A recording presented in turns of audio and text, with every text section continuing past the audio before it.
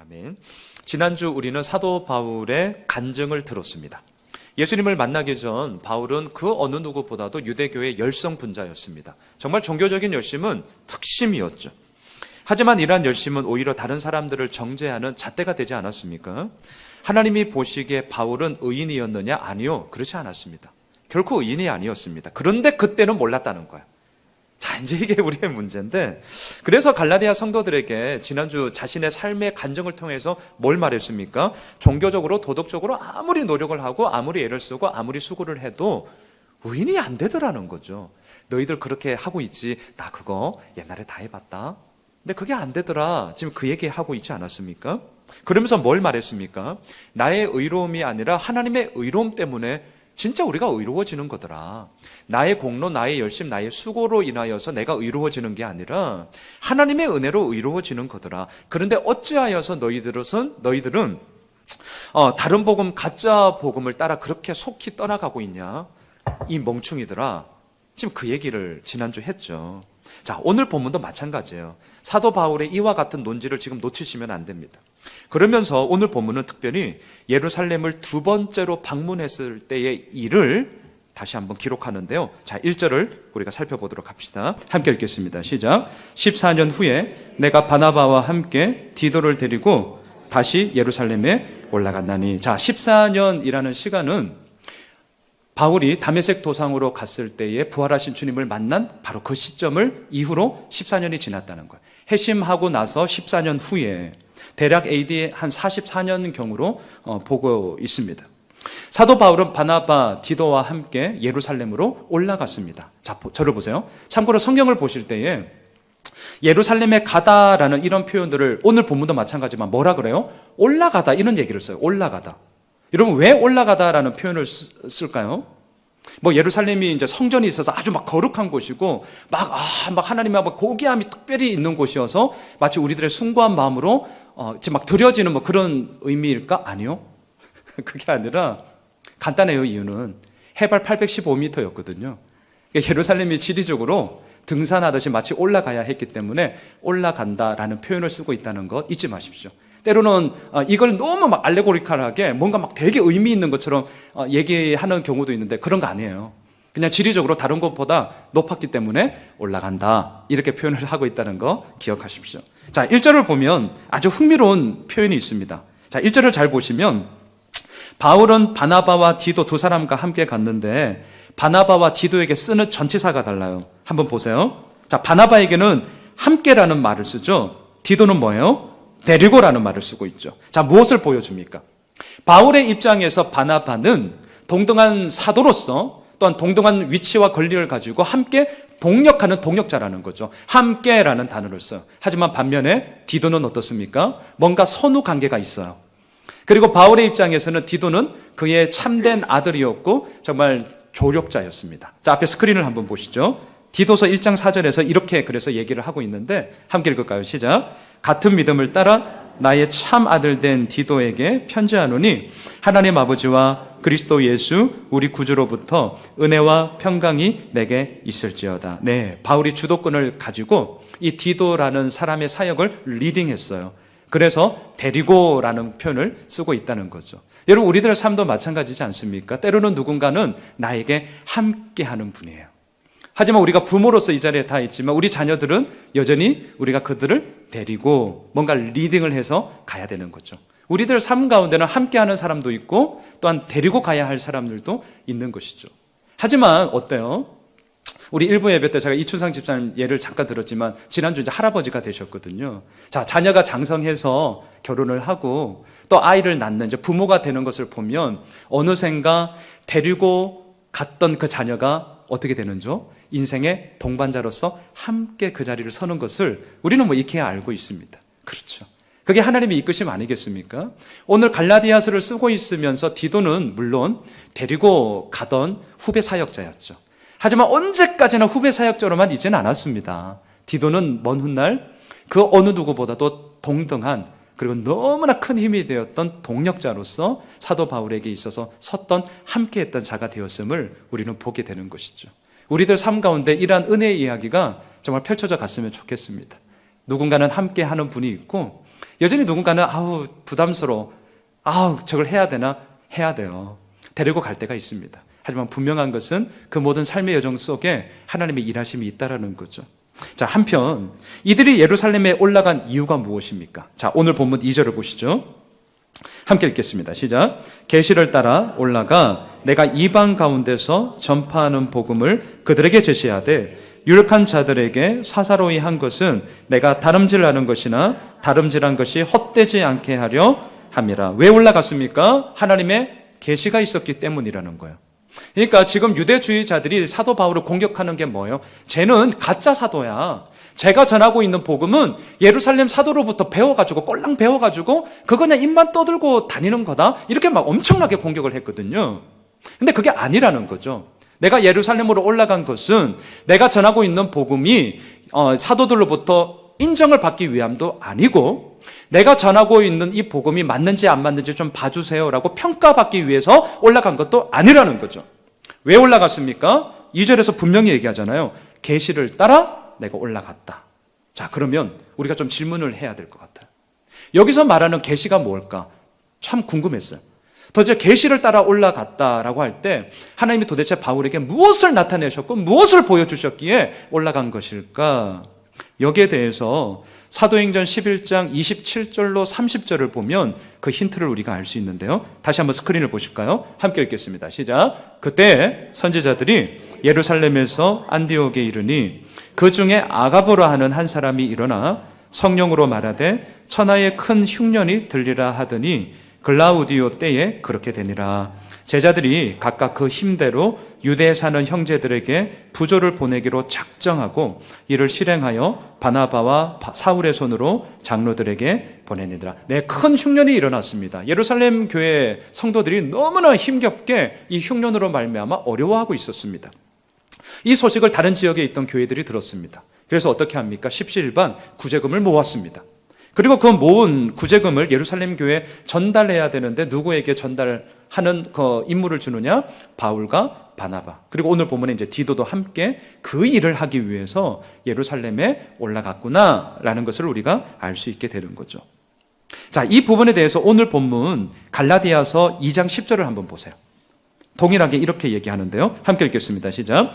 다만 우리에게 가난한 자들을 기억하도록 부탁하였으니 이것은 나도 본래부터 힘써 행하여 왔노라. 네, 이 가난한 자들을 구제하기 위해서 어려운 이웃들을 위해서 계속해서 사랑의 손길을 내밀기 위해 예루살렘으로 사도 바울 이 팀이 두 번째로 방문하게 되었다라고 얘기하는 것이죠. 자, 사도 바울 입장에서 이 전달하는 구제금은 흉년으로 말미암아 어려움을 당하고 있는 이 예루살렘 교회에 조금이나마 유익이 되기 때문에 전달하는 자의 입장에서도 얼마나 기쁘겠습니까? 우리가 여러분 지난주 여러분들이 추수감사절 헌금 전액을 우리 미자립 교회 2군데 또 형편이 좀 어려운 성도님들 2가정 그리고 우간다에 있는 선교사님께 다 이렇게 드렸어요. 한 목사님이 전화 오셨어요. 너무 황송하게 너무 고맙다고. 근데 그랬죠. 제가 한 거 아니라고. 그냥 우리 성도님들이 함께 힘을 써주셔서 단지 그냥 저희들이 그냥 드리는 것뿐이니까 조금이지만 그래도 큰 힘이 되었으면 좋겠어요. 했더니 너무 고맙다고. 목소리로만 듣는 그 어르신 목사님의 그 말이 이 젊은 목사로서 죄송하더라고요. 하지만 얼마나 그게 감사함이에요. 우리 교회도 이제 시작하고 있지만 그래도 조금이나마 나눌 수 있다는 그 마음의 뿌듯함, 감사함은 너무나 큰 힘이 되는 거죠. 자, 반면 이 예루살렘 교회 입장에서도 이 여러 교회들의 헌신과 그러한 열심과 애씀으로 그 구제금을 받을 때에 이건 역시 참 고맙다. 이게 믿음의 교제를 나누는 진짜 힘이 아닌가라는 것을 분명히 경험했을 것입니다. 자, 여러분, 바울과 바나바, 디도는 이 구제금을 전달하기 위해서 예루살렘 교회에 갔습니다. 근데 그냥 막 가는 게 아니잖아요. 서로 스케줄이 있을 거 아니에요. 이 스케줄을 조정했겠죠. 그리고 그렇게 가까운 거리도 아니잖아요. 시간을 내야 되는 것 아니겠습니까? 자, 그리고 그 구제금을 갖고 예루살렘 교회에 간 거죠. 가서 어떻게 이렇게 그냥 구제금만 전달하고 돌아옵니까? 그까지 갔는데 그래도 믿음의 교제를 나누고 어떻게 하나님께서 각 사람을 통하여서 그 하나님의 일을 행하셨는지를 함께 나누는 그런 교제의 풍성함을 또 가지고 돌아와야 하는 것 아니겠습니까? 그래서 2절을 다시 한번 보세요. 2절을 보시면 자, 이렇게 계시를 따라 예루살렘에 올라갔어요. 그리고 뭘 했습니까? 내가 이방 가운데서 전파하는 복음을 그들에게 제시하되. 여기서 그들이 누구예요? 예루살렘에 있는 사도들이겠죠. 자, 이 사도들에게 제시했어요. 근데 이 말을 오해는 하지 마세요. 제시하다는 말을 마치 숙제를 풀어서 제출하다라는 단어의 뜻은 아닙니다. 이게 맞는지 틀렸는지 좀 봐주세요. 평가를 받기 위해서 낸다는 것이 아니에요. 자, 그럼 여기서 말하는 이 제시하다는 뜻은 뭐냐? 바울이 그동안 전했고 물론 또 지금도 전하고 있는 복음이 이것입니다 라고 공유하는 거예요. 공유. 내가 이 복음을 전했습니다 라고 공유를 했다라는 뜻입니다. 더욱이 이 모임은 공식적인 회의가 아닙니다. 그래서 2절을 다시 한번 보시면 뒤편에 보시면 사사로이라는 말을 쓰고 있어요. 보이십니까? 사사로이라는 말이. 자, 이 말을 부정적인 뉘앙스로 오해는 하지 마십시오.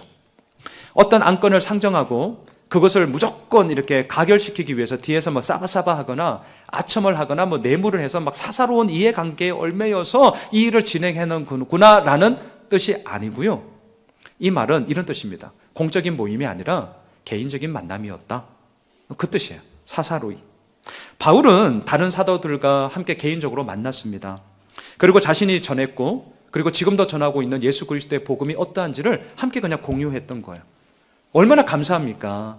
그리고 하나님께서 이렇게 우리들을 통하여서 이루신 하나님의 그 역사하심이 이렇게 풍성하다고 그렇게 나누고 기뻐하고 믿음의 교제를 나누는 그 시간은 참으로 좋았을 것입니다. 저도 지난주 화요일 저녁에 사사로운 모임을 가졌어요. 사사로운 모임을. 예수양남교회에 있다가 지금은 다 각자 담임 목회를 하는 사역자들이 우리 함께 모였었거든요. 저녁 식사를 하면서 나누었던 이야기의 주제가 뭔 줄 아세요? 이거였어요. 왜 목사들은 목회를 하면서 왜 그렇게 배고파하는가? 이게 우리의 주제였어요. 목사들은 왜 배고픔에 목회를 하는가? 여러분 이거죠. 우리 교회 언제 성장하지? 아니 오늘 왜 이렇게 새 가족이 없지? 다 등록한 가족밖에 진짜 없네요. 오늘 날씨가 좋아가지고 방문자 꽤 있었는데 뭐 이런 얘기. 또 뭐예요? 이거 헌금이 왜 이렇게 적냐? 아니면 왜 봉사를 안 하지? 저분은 왜 나랑 이렇게 생각이 잘 안 맞지? 이거잖아요. 목회를 하면서 목사들이 고민하고 물론 또 성도님들의 입장에서도 있겠죠. 그렇게 힘겨워하는 고민의 거리들이 사실은 다 이런 거라고요.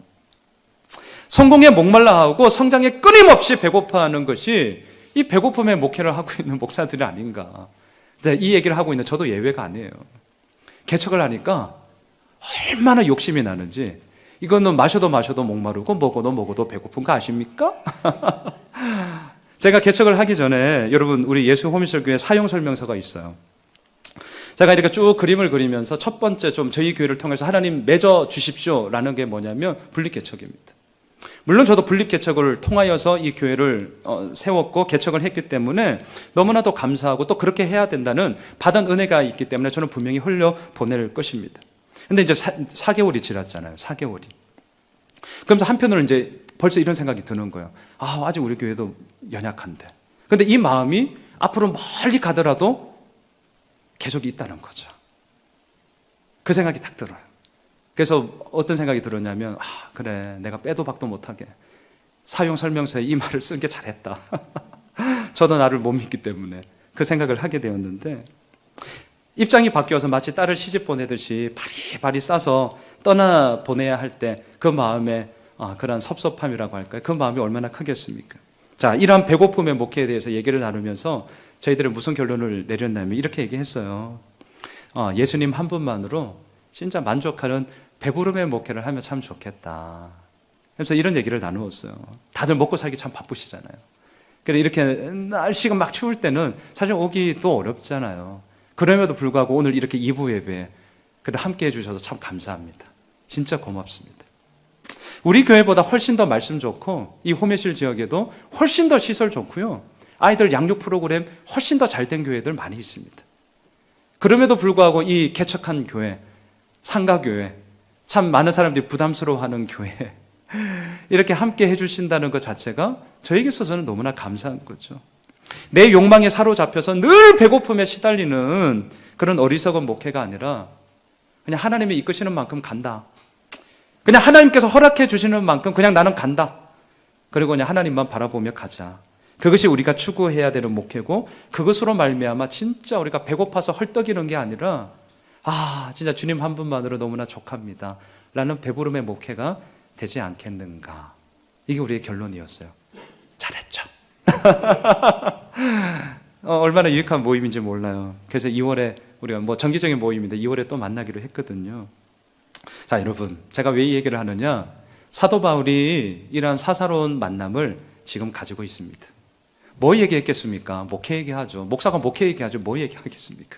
선교사가 뭐 얘기하겠습니까? 본인이 선교했던 그 사역 얘기하는 거죠. 사장님들이 뭐 얘기하겠습니까? 본인 하는 사업 얘기하지. 엄마가 뭐 얘기하겠어요? 자녀 양육했을 때 우리 애들 이러이러하라고 그 얘기하지. 그렇지 않겠습니까? 이 사적인 이 만남. 바울은 자신이 전했고 지금도 전하고 있는 복음을 사도들과 함께 나누었습니다. 그리고 그동안 자신이 생명을 바쳐 달려왔던 이 복음 사역이 결코 헛된 것이 아니었음을 또한 함께 나누고 있습니다. 오늘 보면 3절 이하를 보면 두 가지를 얘기를 해요. 첫 번째는 함께 동행했던 이방인, 헬라인, 디도의 이 할례 문제를 언급하고 있고, 두 번째는 본인이 전했던 복음에 대해서 예루살렘에 있던 사도들도 이미 다 인정을 했다라는 그들의 반응을 얘기해 줍니다. 자, 저를 보세요. 이걸 들어가기 전에 먼저 좀 짚고 넘어가야겠는데, 지금 우리는 갈라디아서를 읽고 있다는 것을 잊지 마세요. 우리가 한 주간 이게 텀이 있다 보니까 갈라디아서도 사도행전처럼 여기고 사도행전을 읽는데 갑자기 창세기 가고 그러시면 안 돼요. 우리는 갈라디아서를 보고 있다는 걸 잊지 마십시오. 사도 바울의 논지를 놓치시면 안 돼요. 지금 갈라디아 성도들에게 왜 편지를 쓰고 있습니까? 왜? 이유는 하나예요. 사도 바울이 교회를 개척하고 성도들로 하여금 예수 그리스도의 복음에 대해서 양육했다고요. 설교를 했습니다. 그리고 떠났어요. 근데 떠나자마자 그 자리에 유대주의자들이 딱 들어왔는데 이 성도들이 어떻게 합니까? 예수 그리스도의 복음을 떠났는데도 너무나 신속하게 헷가닥 다른 복음으로 갔죠. 엄밀히 말하면 가짜 복음으로 떠나게 버린 것이죠. 얼마나 이게 사도 바울의 입장에서는 충격인지 몰랐습니다. 다른 사람은 몰라도 어떻게 너희들이 그럴 수 있냐? 어떻게 교회를 함께 개척하고 예수 그리스도의 복음 앞에 우리가 그렇게 뛰어나가자고 얘기를 했는데 내가 없자 그것도 신속하게 어떻게 그럴 수 있냐? 그 마음 때문에 갈라디아서를 쓰고 있는 것 아니겠습니까? 오늘 본문도 마찬가지예요. 지금 갈라디아서를 쓰고 있는 이 시점을 기준으로 오늘 본문의 2장 1절로 10절에 나오는 얘기는 4, 5년 전의 얘기였어요. 갈라디아서를 쓰고 있는 시점에서 4, 5년 전의 이야기를 하고 있다고요. 여러분, 사도 바울이 옛날 얘기, 지금 4, 5년 전에 옛날 얘기를 하고 있는데 그때 구제금을 전달하면서 진짜 좋았어. 베드로, 야고보, 요한이랑 밤새면서 군고구마 구워 먹고 군밤 구워 먹으면서 그때 나눴던 얘기가 진짜 좋았다. 그때로 돌아가고 싶다. 옛날이요. 이렇게 얘기하려고 이 편지를 쓰겠냐는 거예요. 물론 아니죠.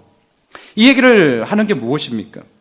예루살렘 두 번째 방문 이야기를 통하여서 하고자 했던 얘기는 내가 전하고 있는 복음이 가짜가 아니라 진짜다라는 것을 얘기하고자 함입니다. 여러분, 우리들의 기억은 상당히 선별적입니다. 사도 바울이 지금 4, 5년 전에 이야기를 하고 있는데 여러분, 이것은 가장 좋은 것만을 얘기하는 것이 아니라 있는 그대로 얘기를 하고 있는 거죠. 그런데 많은 사람들, 우리도 한번 보시죠. 우리들의 기억에 남아있는 것이 뭐예요? 대부분 자기 중심성에 있어서 가장 대표적인 게 뭐냐면 내가 얘기하고 있는 그때 참 좋았어, 이런 얘기입니다. 나에게는 너무 좋았던 일일 수 있습니다. 하지만 엄밀히 말하면 그 어떤 누군가에게는 그 일은 생각하기도 싫은 일이 될 수도 있죠. 반대로 나는 정말 그 일은 진짜 생각하기도 싫어 라고 얘기하는 그 거리가 다른 누군가에게는 나 그때 정말 좋았다 라고 얘기할 수도 있다는 거예요. 우리가 가지고 있는 기억은 되게 선별적이고 그 선별적이라 함은 나의 가장 이기적인 중심성이 그 기억 속에 묻어져 있을 수 있음을 우리가 보게 되는 것입니다. 바울은 단지 그 얘기를 하자는 게 아니죠.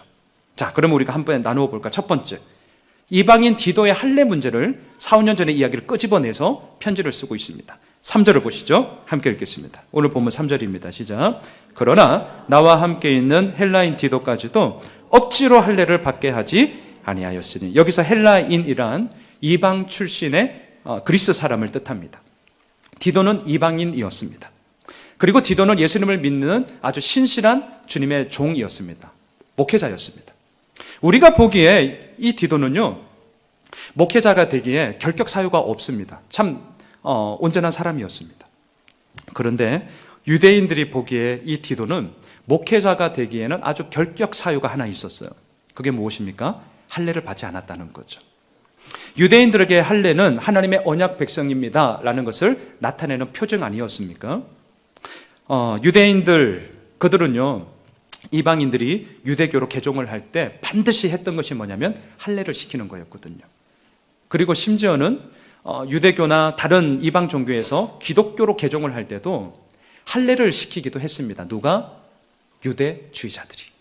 그러니까 이런 할례 행함의 분위기가 꽉 차 있었던 바로 그곳에서부터 지금 이 할례 이야기가 시작되는데, 앞에 스크린을 한번 보시죠. 사도행전 15장 1절 함께 읽읍시다. 시작. 어떤 사람들이 유대로부터 내려와서 형제들을 가르치되 너희가 모세의 법대로 할례를 받지 아니하면 능히 구원을 받지 못하리라 하니. 이들도요, 예수님을 하나님의 아들로 믿은 자라니까요.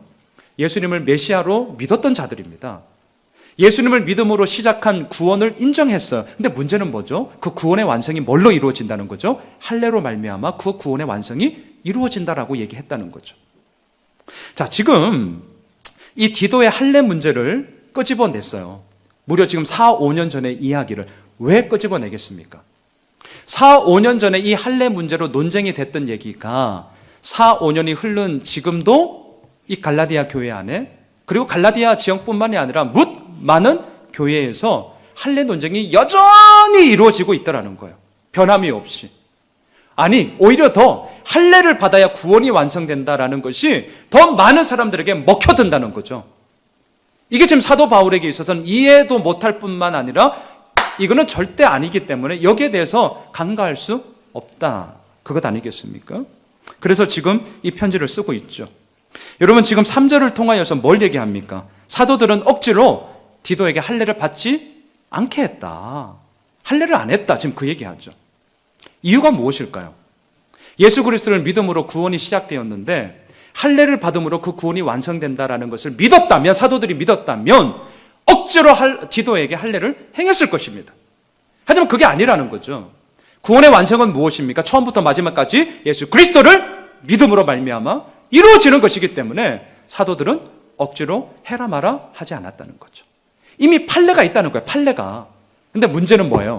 갈라디아 성도들이요, 이미 이렇게 판례가 있고 이걸 좀 똑똑히 보라는 거죠. 이미 이 문제에 대해서 다 해결이 됐는데 너희들은 어찌하여서 할례를 받아야 구원이 완성된다는 그 거짓 유대주의자들의 가르침에 그래 혹하게 넘어가냐. 어떻게 너희들이 그럴 수 있냐. 정신 차려라. 지금 그 얘기하고 있지 않습니까? 말씀을 묵상하면서, 자, 여러분, 제가 지금 할례 얘기를 하고 있는데 여러분들 이 문제가 어떻게 느껴지십니까?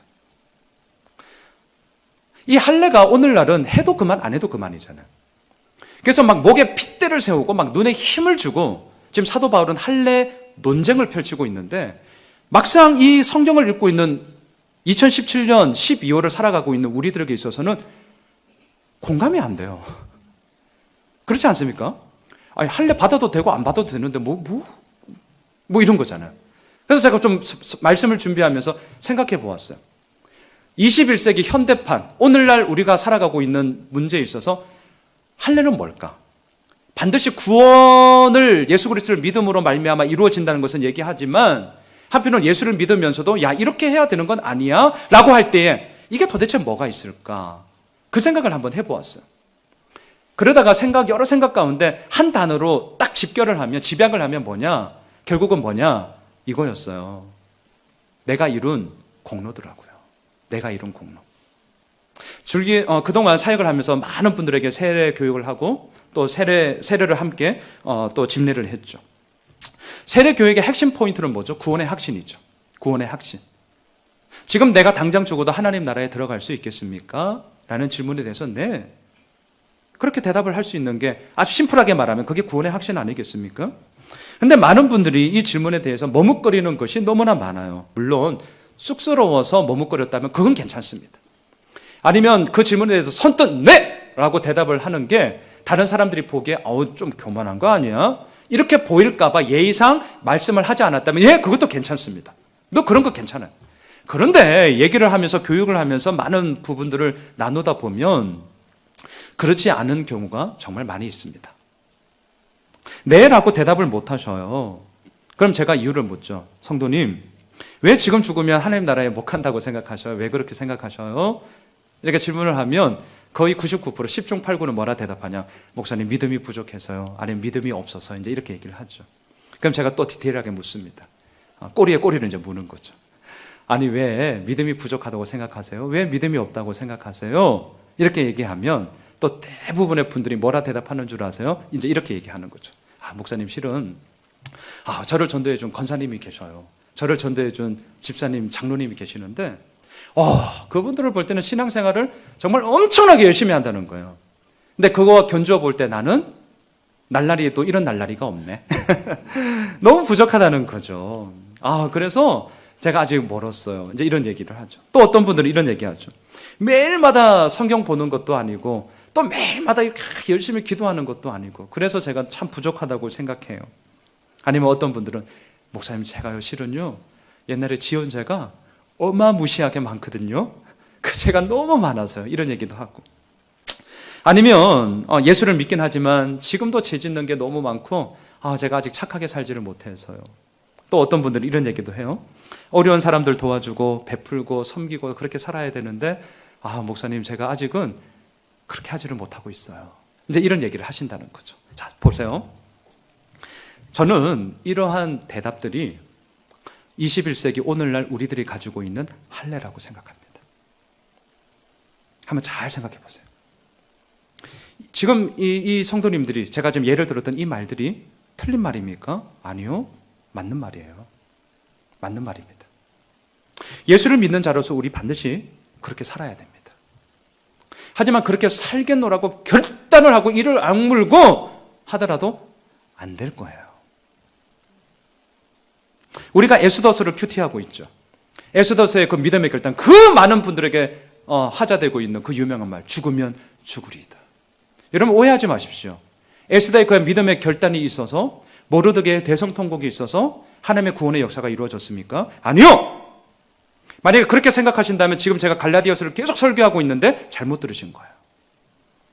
에스더의 믿음의 결단이 하나님의 구원을 끌고 오는 원동력이 되었다면 그것은 하나님을 좌지우지하는 조종기로 그 결단을 써먹은 거죠.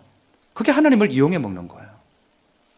오히려 하나님이 그 에스더의 결단과 모르드게의 대성통곡을 통하여서 하나님의 가장 적실한 때에 당신의 구원의 역사를 이루어 가신 거죠. 우리가 아무리 결단을 한다고 됩니까? 안 된다니까요. 제가 지난주 말씀드렸잖아요. 제자훈련을 싹 빠지게 받는다고 변합니까? 안 변해요. 죄송하지만 저도 안 변해요. 사람이 사람을 못 바꿉니다. 하나님이 우리를 바꾸시는 거죠. 다만 우리는 알아가는 과정인 거죠. 또 반대로 이렇게 생각하는 분도 있어요. 아니야! 나는 할 수 있어! 혹 이 자리에 그렇게 생각하시는 분이 있다면 부활하신 주님을 만나기 전 사울의 모습이 딱 그랬습니다. 부활하기 전 예수님을 만나기 전 그 사울의 모습이 아니야, 나는 할 수 있어. 아니면 마틴 루터의 모습이 그러했습니다. 수도 맨 종탑방에 무릎을 꿇고 오르락 내리락 기어다니면서 그렇게 해결을 했던 그 마틴 루터. 할 수 있다라는 거죠. 하지만 그렇게 한다고 구원이 이루어지는 게 아니잖아요. 그게 아니지 않습니까? 할례를 받는다고 구원이 완성되는 것도 아니죠. 우리는 알고 있습니다. 구원은 오직 하나님께로부터 주어지는 줄 믿습니다. 우리의 의로움이 아니라 하나님의 의로움이죠. 우리의 열심이 아니라 하나님의 열심으로 말미암아 이루어지는 것이죠. 그래서 우리가 고백할 수밖에 없는 게 딱 하나 있어요. 저를 따라서 한번 고백합시다. 주님 감사합니다. 우리 다시 한번 고백할까요? 주님 감사합니다. 진짜 이거밖에 없다고 생각합니다. 주님 감사합니다. 자, 우리의 구원의 문제, 구원의 확신, 이 구원의 근거를 이렇게 확실하게 매듭짓고 나아가야죠. 그리고 그렇게 갈라디아 성도들이 나아가는 줄 알았는데 이게 웬일입니까? 그렇지 않았다는 거예요. 가만히 들어온 거짓 형제들이 그 갈라디아 공동체에 들어왔는데 얼마나 신속하게 그 모든 결단과 막 이렇게 막 했던 그 모든 열심들이 와르르 무너지는지 오늘 보면 4절을 보십시오. 오늘 보면 4절 같이 읽겠습니다. 시작. 이는 가만히 들어온 거짓 형제들 때문이라 그들이 가만히 들어온 것은 그리스도 예수 안에서 우리가 가진 자유를 엿보고 우리를 종으로 삼고자 함이로되. 자, 가만히 들어왔다는 말을 무려 2번이나 하고 있어요. 가만히 들어왔다, 이 말은 몰래 들어오다, 미립국하다라는 뜻이고요. 당시 이 용어는 언제 썼냐면 적군에게 첩자를 보낼 때, 스파이를 보낼 때 이 용어를 썼습니다. 사도 바울이 보기에 이 믿음 플러스 할례를 통하여 구원이 완성된다라고 주장했던 이 유대주의자들은 스파이였어요. 올바름이 없습니다. 그들에게 진짜 뭐 정치는 명분인데 명분이 없어요. 명분이 없어요. 정당함이 없어요. 무엇보다도 성경적이지 못했습니다. 성경에서 이런 얘기를 한 적이 없습니다. 그런데 유대주의자들이 가만히 들어왔습니다. 목적이 무엇입니까? 4절 하반절을 보시면 자유와 종이라는 이 2 단어가 보이십니까? 이 자유와 종이라는 2 단어가 충돌되고 있어요. 첫째, 왜 가만히 들어왔느냐? 예수 그리스도를 믿음으로 말미암아 누리게 되어지는 그 자유를 망가뜨리기 위해서 들어왔어요. 그래서 엿보다라는 단어를 쓰고 있죠. 자유를 엿보고, 엿본다는 말은 어떻게 하면 쟤들이 누리고 있는 저 자유를 망가뜨릴까? 어떻게 하면 저 자유를 완전 박살내 버릴까라고 호시탐탐 그 거리를 노리고 있다라는 뜻이거든요. 이들이 가만히 들어온 것, 스파이로 들어온 것은 자유를 누리고 있는 자들을 망가뜨리기 위해서 들어왔습니다. 2번째, 왜 가만히 들어왔느냐? 뒤에 보세요. 우리를 종으로 삼고자 하기 위해서. 자, 종에겐 자유가 없습니다. 이거 하면 안 돼. 규제만 있을 뿐이죠. 야, 내가 시키는 대로 너는 하면 돼. 억압과 명령이 있을 뿐입니다. 사도 바울은 이걸 너무나도 잘 알고 있었습니다. 왜요? 본인의 지난 삶이 이러한 삶이었기 때문이죠. 그래서 끝까지 유대주의자들에 대해서 대항하는 거예요. 항거하는 거예요. 와, 좋은 게 좋은 거니까 이제 이쯤 하면 됐다. 그래, 여기서 적당하게 우리 좀 타협하고 우리 좀 쉽시다. 휴전 좀 가집시다. 이렇게 하지 않았습니다. 오늘 보면 5절을 보십시오. 끝까지 싸웁니다. 오늘 보면 5절입니다. 시작. 그들에게 우리가 한시도 복종하지 아니하였으니 이는 복음의 진리가 항상 너희 가운데 있게 하려 함이라. 이방인 디도의 할례 문제는 단지 개인의 문제가 아니라 복음의 진리와 직결되는 문제였습니다. 이 할례의 문제는 양보할 문제가 아닙니다. 배려하고 이해하고 좋은 게 좋은 거라고, 그래, 함께 그래 나아가자, 그렇게 할 문제가 아니었습니다. 복음의 진리가 항상 너희 가운데 있게 하려 함이라.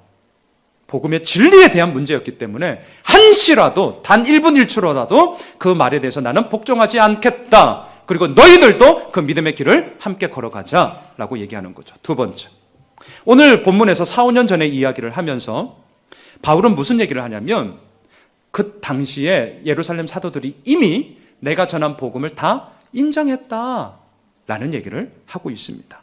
6절을 보시죠. 6절 같이 읽겠습니다. 시작. 유력하다는 이들 중에 본래 어떤 이들이든지 내게 상관이 없으며 하나님은 사람을 외모로 취하지 아니하시나니 저 유력한 이들은 내게 의무를 더하여 준 것이 없고. 유력하다라는 말을 2번이나 쓰고 있어요. 여러분 성경을 읽으실 때 반복되는 단어를 놓치지 마세요. 쓰고 있는 사람의 마음이 보입니다. 유력하다, 유명하다, 알려졌다, 이 말이죠. 힘이 있다라는 거예요. 네, 사도 바울도 예루살렘에 머물고 있는 이 사도들의 권위와 명예를 온전히 인정했습니다. 물론 그렇다고 해서 가대평가하지도 않았습니다. 또 그렇다고 해서 가소평가하지도 않았습니다. 있는 그대로 지금 인정하고 있는 것이죠. 하나님으로부터 이 사도들도 부름을 받은 것이고, 나도 부활하신 주님을 만남으로 말미암아 하나님의 부름을 받은 동등한 사역자로서 그 사역을 감당하고 있다, 서로 인정하고 존중하는 표현으로 유력하다라는 말을 지금 쓰고 있는 것이죠. 중요한 것은 6절 하반절이에요. 6절 하반절에 보시면 저 유력한 이들은 내게 의무를 더하여 준 것이 없다, 이렇게 얘기합니다. 자, 이게 무슨 말입니까? 바울이 전했던 복음에 대해서 무엇인가 수정을 해야 된다거나 아니면 이걸 더 첨가해야 된다거나 라고 하지 않았다는 거예요. 다시 말하면 바울이 전하는 복음을 100% 그대로 다 인정했다라는 것을 얘기하고 있는 거죠. 지금 이 편지를 쓰면서 4, 5년 전에 이 이야기를 쓰면서 갈라디아 성도들에게 표현하고자 하는, 말하고자 하는 이 바울의 마음이 지금 보이셔야 돼요. 왜 지금 이 얘기를 합니까? 예루살렘에 있는 사도들도 이미 4, 5년 전에 내가 전한 복음에 대해서 다 인정한 거야. 그런데 어찌하여서 너희들은 나의 전하는 이 복음이 가짜라고 공격하고 있는 유대주의자들의 그러한 현혹에, 그러한 교란함에 빠져서 그 다른 복음을 쫓아갈 수 있니? 그 얘기를 지금 하고 있는 것 아니겠습니까? 자, 그러면서 오늘 보면 7절로 9절까지를 보면 자신의 사도권과 자신의 복음에 대해서 더 확실하게 아주 적극적으로 참된 것임을 입증하고 있어요. 자, 7절과 8절을 같이 읽읍시다. 7절과 8절 읽습니다. 시작. 도리어 그들은 내가 무할례자에게 복음 전함을 맡은 것이 베드로가 할례자에게 맡음과 같은 것을 보았고 베드로에게 역사하사 그를 할례자의 사도로 삼으시니가 또한 내게 역사하사 나를 이방인의 사도로 삼으셨느니라. 베드로와 자신을 비교하고 있죠. 자, 물론 왜 비교를 합니까? 그것도 왜 베드로와 비교할까요? 그것은 당시 베드로의 비중이 상당히 컸기 때문이죠. 비중 있는 베드로와 자신을 이렇게 견주어 볼 때 부족하거나 뒤떨어지지 않는다는 거예요. 물론 이 말을 교만함으로 내놓는 말은 결코 아니죠. 하나님께서 동일하게 베드로나 나나 사도로 부르셨다는 거예요. 그리고 베드로는 하나님이 주신 사명에 따라서 유대인에게 할례자들에게 전하는 거고 나는 하나님의 부르심을 따라 이방인에게 할례를 받지 않은 무할례자들에게 그저 그 주신 복음을 전하고 있는 거다. 지금 그 얘기하죠. 9절도 보실까요? 그러면서 이런 얘기를 하죠. 9절입니다. 시작. 또 기둥같이 여기는 야고보와 게바와 요한도 내게 주신 은혜를 알므로 나와 바나바에게 친교의 악수를 하였으니 우리는 이방인에게로 그들은 할례자에게로 가게 하려 함이라. 자, 친교의 악수를 하였다. 이 말은 서로의 생각을 이해하고요. 서로를 온전히 인정한다라는 뜻이죠. 또한 같은 길을 걸어가는 동력자로서 서로에 대해 신뢰하고 앞으로도 이 길을 함께 파이팅하면서 걸어나감으로 말미암아 하나님의 나라를 이루어 나갑시다 라는 다짐의 악수를 이렇게 했다라는 거예요. 중요한 것은 누구와 친교의 악수를 했냐라는 거죠. 자, 다시 한번 9절을 보세요. 누구와 친교의 악수를 했죠? 야고보, 게바, 요한이었습니다. 이들은 어떤 사람입니까? 9절 앞에 수식어를 보실래요? 네, 맞습니다. 예루살렘 교회의 기둥과 같은 자들이었습니다. 이들은 사도 바울을 공격하는 유대주의자들로부터도 존경과 인정을 받았던 자입니다. 지금 사도 바울을 공격하고 있는 유대주의자들도 게바, 또한 야고보, 요한 이 사람들은 와, 정말 훌륭한 분이야. 와, 저분은 정말 따르고 우리가 본받아야 되는 분이야 라고 여겼던 사람이에요. 근데 문제는 뭐예요? 그렇게 여기는 사람이 유대주의자들이 공격하는 이 사도 바울과 친교의 악수를 나눴다는 거죠. 함께 하고 있다는 거죠. 자, 그러면 유대주의자들은 이제 뭐가 되는 거죠? 아무런 명분이 없게 되는 거잖아요. 한마디로 바보짓 하는 거잖아요. 괜히 끌고 부스럼 만드는 헛된 짓을 하고 있다는 것 아니겠습니까? 고로 이 편지를 쓰면서 사도 바울이 얘기하는 게 뭐죠? 너희들이 그 유대주의자들의 꾀임에 넘어갈 것이 아니라 복음의 진리 앞에 항상 서야 한다. 그 얘기를 하는 것이죠. 말씀을 정리하겠습니다. 복음은 세월이 흐른다고 바뀌는 게 아닙니다. 유통기한이 있는 것도 아닙니다. 남녀노소 가릴 것이 없습니다. 그가 유대인이건 이방인이건 상관없습니다. 동양 사람이건 서양 사람이건 상관없습니다. 돈이 많은 사람이건 돈이 없는 사람이건 많이 배운 사람이건 많이 배우지 못한 사람이건 상관없습니다. 바울과 베드로를 보십시오. 위임 받은 것은 물론 달랐습니다. 바울은 이방인들에게 무할례자들에게, 베드로는 유대인들에게 할례자들에게. 그것은 사역하는 대상이 다를 뿐이었죠. 하지만 중요한 것은 예수 그리스도의 복음을 동일하게 전하지 않았습니까? 복음은 모든 사람들에게 동일한 것이죠. 사랑하는 예수 호미실 가족 여러분, 시대가 변하고 사람들이 변하는데 복음도 변해야 되는 것 아닌가? 이런 항변이 여전히 있습니다. 하지만 아닙니다. 물론 전하는 툴에 대한 부분들은 변함이 있어야겠죠. 하지만 그 내용만큼은 절대로 변함이 없어야 됩니다. 복음에 수정할 것도 없습니다. 복음에 더 넣을 것도 없습니다. 오직 예수 그리스도만이 우리들의 삶의 유일한 답인 줄 믿습니다. 오직 예수 그리스도만이 우리가 온전히 붙잡고 나아가야 할 유일한 근거라는 것을 오늘도 우리는 고백하게 됩니다. 바라기는 이 복음의 진리가 우리를 이끌어가는 원동력이 되었으면 좋겠습니다. 또 오늘부터 새롭게 시작하는 이번 한 주간이 복음의 진리 앞에 항상 있게 하려 함이라는 이 사도 바울의 음성 앞에 네 주님 그렇습니다. 주님 앞에 서겠습니다. 라고 증거하게 되어지는 그런 복된 한 주간, 승리하는 한 주간이 되시길 주님의 이름으로 축원합니다.